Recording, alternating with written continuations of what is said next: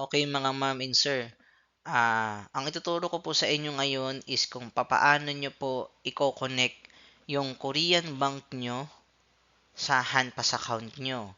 Bakit po natin siya kailangan gawin? Halimbawa po, ang sahod nyo po ay nasa Korean bank nyo. Kailangan nyo po yan i-transfer sa Hanpas account nyo para makapagpadala kayo ng remittance. Okay?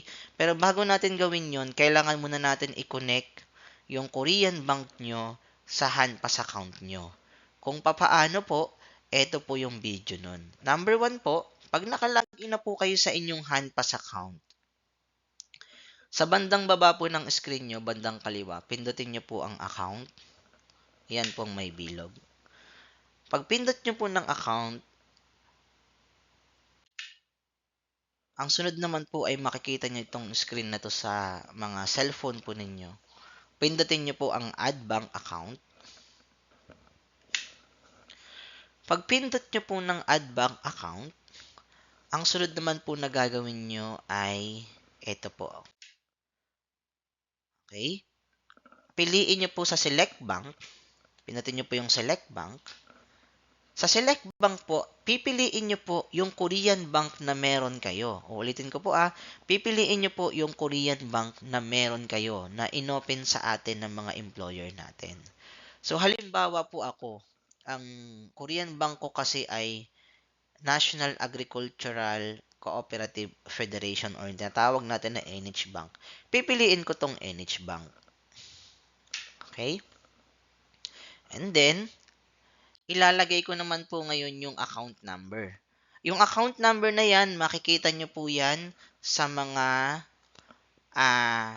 passbook po ninyo. Makikita nyo yan, may kopya kayo ng account number nyo. Ilalagay nyo po yung tamang account number na nakalagay po sa passbook nyo.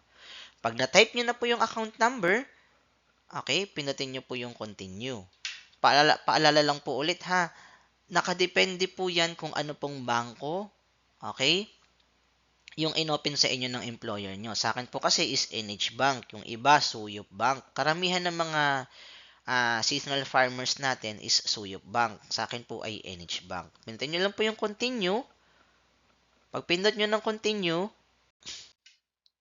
manghihingi po yan ng tinatawag na HA code. Napansin nyo po, may nakalagay dyan, HA code or 3-digit code. Yung 3-digit code po na yan, hindi po yan manggagaling sa inyo mga sir and ma'am. Ang 3-digit code po na ilalagay nyo dito sa box na nasa bandang baba ay manggagaling po sa Hanpas. Pwede po kayong mag-message po sa akin directly para maibigay sa inyo yung 3-digit code ninyo. Pwede rin po kayong mag-message sa official Facebook page ng Hanpas, sa Hanpas Remittance Philippines na Facebook page, yung may 29,000 followers. Pwede rin po sa group chat natin. Okay po, doon nyo lang po kukuhain yung 3-digit code.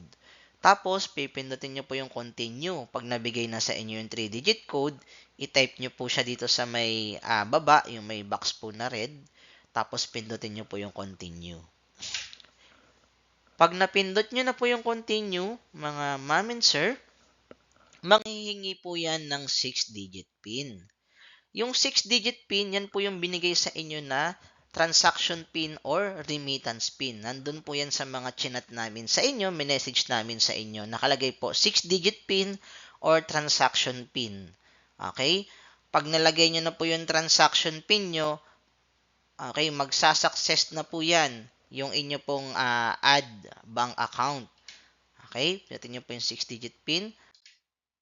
Mapapansin nyo po, after ng 6-digit PIN, okay, pag binalik nyo sa account yung screen nyo, makikita nyo na po yung Korean bank nyo, nakalagay na po yan dito.